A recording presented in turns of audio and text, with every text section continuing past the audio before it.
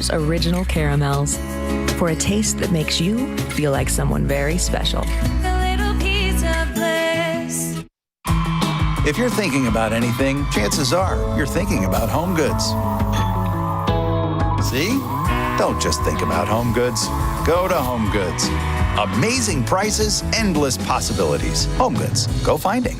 To be all nominated together the same year is insane. Make sure you join us tomorrow because we are out to lunch with this year's Oscar nominees. Yes, we are. Meanwhile, this pair of Oscar winners, Matthew McConaughey and Reese Witherspoon, are serving up some laughs. Check out these exclusive outtakes with the all-star cast of Sing 2. Right, it won't make it, but I will. I don't know what you want me to say. Sing 2. Hello. Hey, Sam. You really got those boobs locked down, huh? Look at you. Okay, porcupine. We're not talking about my Ruby. That was a little more Irish, that one. Can you hear me? And you can see the full blooper reel at etonline.com, and that's where you'll also see the stars re-record the YouTube. Happening now. Voters whose mail-in ballots were rejected had to cure them by 5 o'clock today. We talked with some of them who came into the elections department. Thousands of people have found a creative way to try to help the people in Ukraine, coming up why they are booking lodging in a war zone. Temperatures are all over the map this week. A little bit of cold, a little bit of warmth, and even a late season freeze to talk about. I've got a lot to cover in the forecast. I'll have that soon. The news at 5 starts right now. And first at 5, the deadline to correct a faulty mail-in ballot is actually about a minute and a half away.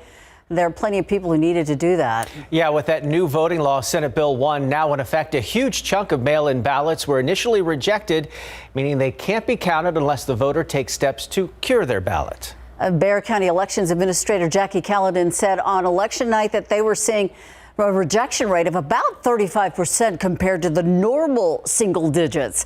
Garrett Berger tells us what people got tripped up on. Bertha Sorrells made the trek into the Bexar County Elections Department office today to cure her ballot, having been told she was missing information on the envelope. That's why I went ahead and came down, because I do want my ballot to be counted. She's far from the only one to overlook that step.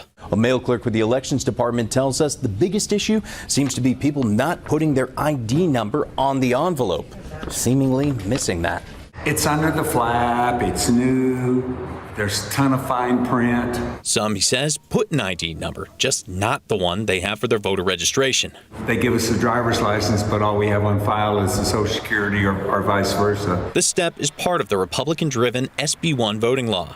The fact it's tripping up voters, not surprising to the local Democratic Party chairwoman. It was all by design. I certainly believe it was by design to cause confusion and chaos. Preliminary numbers from election night, she said, had nearly 4,500 Democratic mail-in ballots facing initial rejection. That works out to a rejection rate of about 19%. Lower than what we heard from the county on election night, but still too high for Ramirez Alcantara, who doubts more than a small percentage of them will end up getting their ballots cured. Any vote that does not get counted is a vote too many. Though the chairwoman said she's been hearing from frustrated and upset Democrats, the voters we spoke to coming in to cure their ballots seemed unbothered. I'm glad they did, because even though we're old, we need to learn that there's some rules. Well, I just wanted to get it first and open it, and then I knew exactly what was happening. So it wasn't that big of a deal. Garrett Berger, KSAT 12 News. We now know the age of the man killed at a crash early this morning along Loop 410. He was 21 years old. We're still waiting to learn his name. 3:45 this morning when San Antonio police say the victim slammed his SUV into the back of a stopped 18-wheeler. This was in the southbound lanes of Loop 410 near the Pearsall Road exit. According to SAPD, the 18-wheeler was pulled over with its emergency lights on when the driver crashed into it. The driver of the 18-wheeler okay. The driver of the SUV pronounced dead at the scene. A man now facing a murder charge after police say he shot and killed another man during an argument last month. 35-year-old Kyle Johns arrested yesterday. He's charged in the death of Jerome Johns, who died February 21st at an apartment complex on Lorene Street. Arrest records state witnesses helped to identify Johns, but it's still unclear what that argument was about. The Bexar County Sheriff's Office is investigating a case of animal cruelty, and they need your help. They are looking for information about the person who shot and killed a horse back on January 11th. This was in the 18,000 block of FM 1937 in southeast Bexar County. The owner reported hearing gunshots overnight and then found his horse dead the next morning. If you have any information about this case, you are asked to call BCSO at their number there on your screen, 210-335-6000. You can also call your tips into Crime Stoppers at 210-224-STOP. The Guadalupe County Crime Stoppers needs help identifying these two men. They're accused of breaking into Reina's Mexican restaurant in Seguin on Valentine's Day. They took uniforms, laptop, alcohol, tools, and tip money. Seguin police say they could also be connected to another burglary. If you recognize these guys, call the Guadalupe County Crime Stoppers at 877-403-8477. As the war in Ukraine intensifies, so does a humanitarian crisis going there. The UN saying more than 1.7 million refugees have fled the country, with Russia escalating its attacks. And the officials say that number is going to keep getting higher. Many of those fleeing, though, may not have anywhere to go long term. ABC's Rita Roy has the latest on where they're headed. Nearly 2 million refugees desperately fleeing their homes as Russia continues its unprovoked attack on Ukraine. Ukraine, it's very dangerous. There is war. That's why I take my family and comes here, because here is much safely. This 11-year-old boy making his way to safety all alone with his passport and phone number written on his hand, crossing the border into Slovakia, where he was reunited with his mother. His mom thanking authorities for helping him along the way. More than 1 million refugees arriving in Poland since the war began, greeted by signs like this one, which reads, "Here you are safe." We lost some friends 3 days ago, actually. That's why we just take our family and go from our home here for saving our lives. UN officials saying if the numbers keep rising, these countries will soon need extra help and resources. If the numbers continue, it will be a big challenge for any country, not just Poland, for any country to deal with this mass. So there needs to be a lot of support internationally. Secretary of State Antony Blinken condemning Russia for bombing civilian areas, killing hundreds of innocent people, despite talks of ceasefires in humanitarian corridors. The world is saying to Russia, stop these attacks immediately. Let the food and medicine in. Let the people out safely and end this war of choice. UN officials say they're concerned about the next inevitable wave of refugees who likely won't have a place to go when they leave Ukraine. Some temporary shelters have been set up in places like Poland, but with no end in sight to this crisis, many are wondering about a long-term solution. Rena Roy, ABC News, New York. So you might be asking yourself, what can I do? Well, there are several answers to that question. Certainly, there are a number of good organizations accepting donations. But 12 on our side's Marilyn Moritz shows us what else thousands of people are doing because they want to make an immediate and personal impact.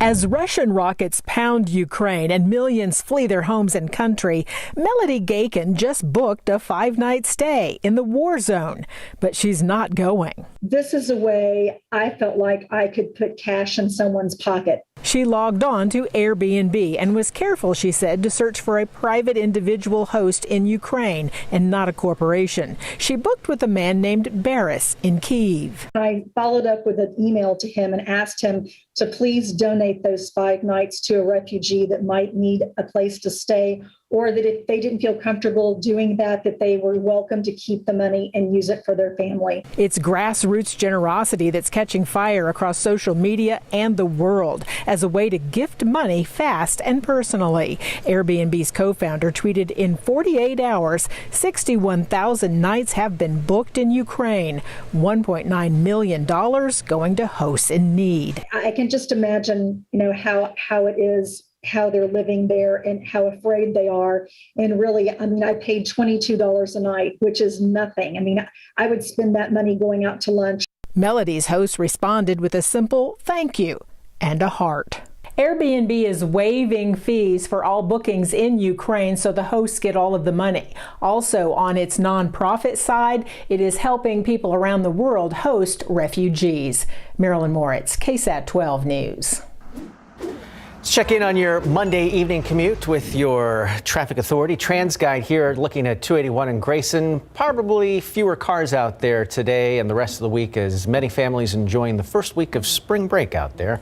No trouble to report on the roads right now. Sarah? It certainly didn't feel like spring break out there for many folks. It was in the 40s and 50s throughout the day. Notice how much warmer, though, it was out toward Del Rio and Eagle Pass in the 70s. That's because there was plenty of sunshine out to the west and even a clearing line that worked its way across south central Texas. So warmer in Lakey, 63 degrees. Meanwhile, only 52 in Seguin, 56 in Windcrest, 53 in Bulverde, and 53 in Canyon Lake. But guess what? It's going to be even cooler tomorrow. Another chilly day with plenty of cloud cover and even some sprinkles in the morning hours. We will have a pleasant Wednesday and Thursday, though, with a significant warm up.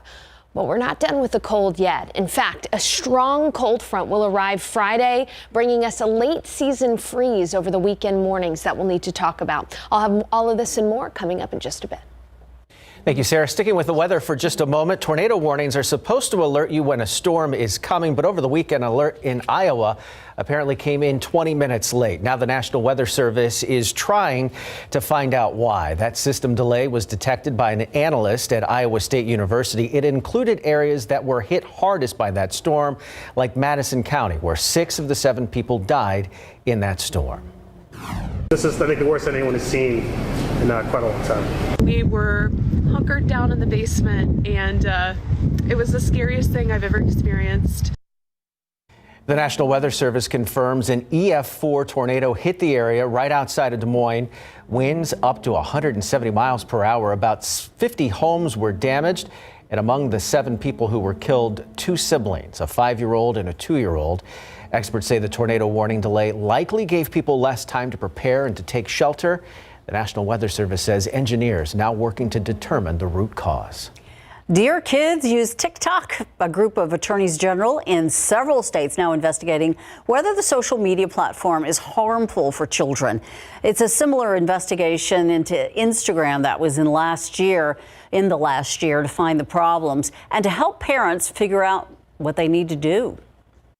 Social media in the spotlight once again. An investigation into TikTok follows a similar one launched in November by a group of state attorneys general, and whether these platforms are harmful to children. It's really a wake-up call, the power of social media on such a young population.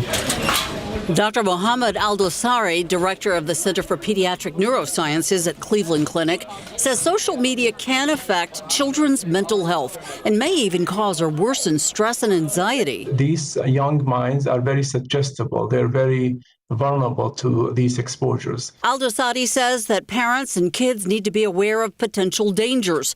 If a child is already suffering from a mental health issue like depression or anxiety, there's a higher risk of adverse effects of social media. Consider limiting exposure, and parents should talk to kids about what it is they're seeing online. I think it's something that we really have to address for the well-being and the safety of the young generation. The investigations into the platform are aimed at seeing whether the companies behind the social media accounts violated consumer protection laws and put children at risk. CPS Energy warning its customers of some scam calls that they've been hearing reports about. It involves you being asked to make a phone call and then someone trying to get your money. What the company is asking you to do coming up. Plus, gas prices continue to climb higher and higher, but even as they seem extremely high right now, they aren't quite the highest we've ever seen here. Just how far away we are from reaching that point, it might surprise you. We'll explain next.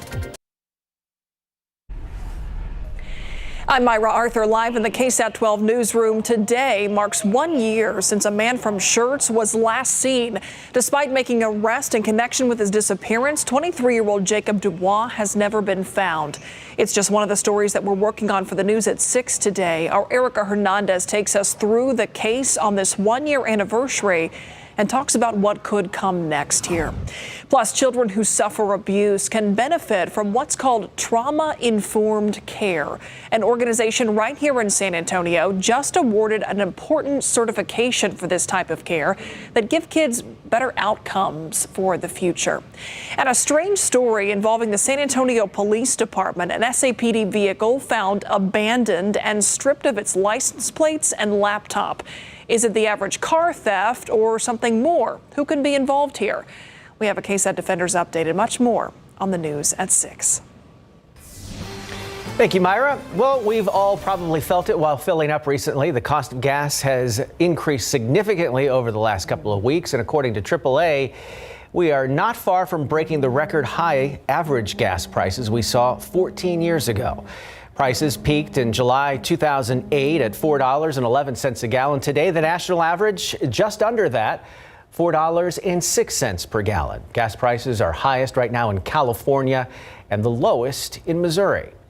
Here at home, prices are hovering around $3.61 per gallon. We are still about 34 cents away from the highest price we've seen here in San Antonio. A warning now from CPS Energy. They say that scammers are calling customers and asking for money. So if you get that call, it appears to be from CPS Energy, and then the caller directs you to dial another number for payment. CPS says, hang up. They also ask you to report the phone number that they're asking you to call, 210-353-2222. That's for residential customers. Take a live look outside with Live Cam, and we are hovering over Six Flags. Looks pretty empty there on the first day of spring break. I saw a notice a little bit earlier this afternoon. They were closing early due to inclement weather. Probably a good choice today because it'd be a little chilly to be riding on those roller coasters. Doesn't look like a great week ahead either. Chilly, and we didn't even see that much rain with the front that moved through either today. So we are really in the middle of drought conditions, and we can use the rain. But honestly, over the next 7 days, we have some sprinkles tomorrow morning in the forecast.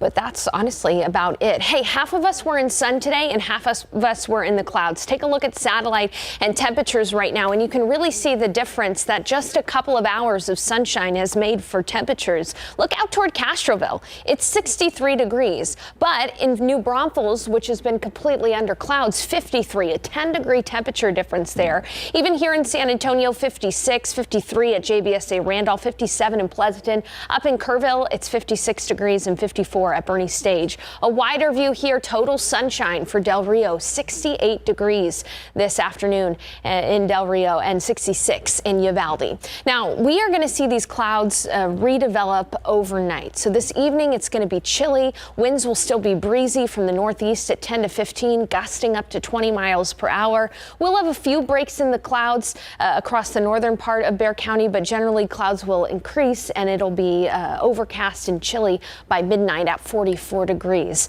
But as I mentioned, those clouds are going to build in for everybody, including those who have seen sun out west. And by the start of the morning tomorrow, we are going to have some areas of sprinkles around San Antonio, maybe even a light shower here or there, but not amounting to much at all.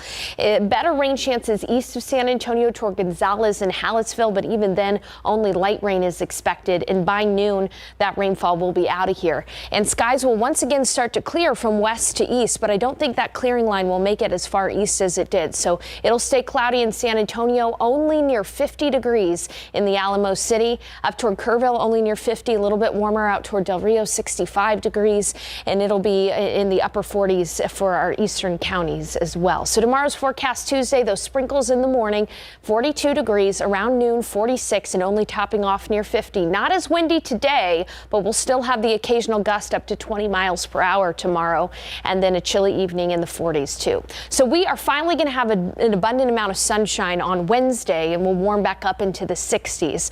Sunshine on Thursday as well, 75 for the high. So we're going to go back up that temperature roller coaster. But look on the horizon, another strong, potent cold front is going to be moving through on Friday. That's going to drop our temperatures from the 70s into the 40s throughout the day, making it windy with wind gusts once again up to about 40 miles per hour on Friday. And on top of that, it's going to bring a late season freeze for us. Saturday and Sunday mornings, we're going to be seeing temperatures near or slightly below freezing. And that's really impressive because it's a fairly late season freeze. So just a heads up, a risk for temp sensitive plants. So if you've already started gardening, Saturday and Sunday morning, there is going to be a freeze. And that is going to be the latest freeze we've had in San Antonio since 2006, March 24th of 2006, because our average last freeze is February 24th. So all up and down the temperature map this week. Cold tomorrow, comfortable Wednesday and Thursday, cold again Friday. It'll be cold in the mornings, freezing in the mornings Saturday and Sunday, but at least we'll see temperatures rise up in the afternoons with plenty of sunshine over the weekend. We're talking rebounds in the weather and hopefully good rebounds in San Antonio. Yeah, Greg is courtside as the Spurs get ready to host LeBron and the Lakers. Yeah, this time LeBron is actually going to play. He hasn't played in San Antonio this year yet due to injuries. When we come back, we'll set you up for the big showdown that could be NBA history, at least time NBA history tonight. And also when we come back, good afternoon, everybody. Welcome live to the AT&T Center tonight. The Spurs play host to their Western Conference rivals, the Los Angeles Lakers, in their final meeting of the regular season. The Spurs will be trying to accomplish three things tonight. Snap out of their four-game losing streak. That includes a narrow loss to the Hornets in Charlotte over the weekend, 123-117. Even up their season series against the Lakers, and now stands at 2-1 in favor of the purple and gold. And give their head coach, Greg Popovich, a chance to tie Don Nelson as the all-time winningest coach in NBA history. The Spurs currently sit at 12th playoff position, 12th position, should say, in the West, 3 games behind New Orleans, who holds the 10th and play-in position with 18 games left. But the Silver and Black could be shorthanded tonight with both Lonnie Walker IV and Devin Vassell doubtful. We've been doing it all year. We've had a lot of guys in and out of the lineup with COVID and other injuries, so it's nothing new to us. We just got to control what we can control and play our hardest. We've won games with the guys that have been out, and we all trust each other, and we have 15 guys here for a reason, so we can all play. All right, like the Spurs, Los Angeles Lakers have been struggling this season, winning only 3 out of the last 10 games and sitting in the 9th playoff position, 4.5 games behind the Clippers. Now, one reason for the Lakers' struggles has been the injury to Anthony Davis, right ankle, back on February the 16th. In his absence, King James has had to step up. Just look at their last game against Golden State on Saturday night, in which LeBron scored 56 points in the 124-116 victory. But it's funny, there was our guys were following me off the floor tonight, going into the locker room. I asked me, how does it feel to score 56? I said, right now I don't give a damn about the 56. I'm just happy we got a win. All right, here is a matchup tonight, 7:30 tip. All the highlights for you tonight on the Night Beat. Did you see former? Wow, take that. Live from the AT&T Center, Greg Simmons, KSAT 12 Sports. You really know it's bad when they got to blur your face. Get out of the way. Thanks, Greg.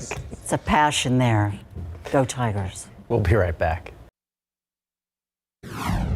Before you go, we want to update a story we told you about at the top of the newscast. The man facing a murder charge in the death of Jerome Johns is 35-year-old Kyle Jones. Earlier, we told you his name was Kyle Johns. Again, it is Kyle Jones.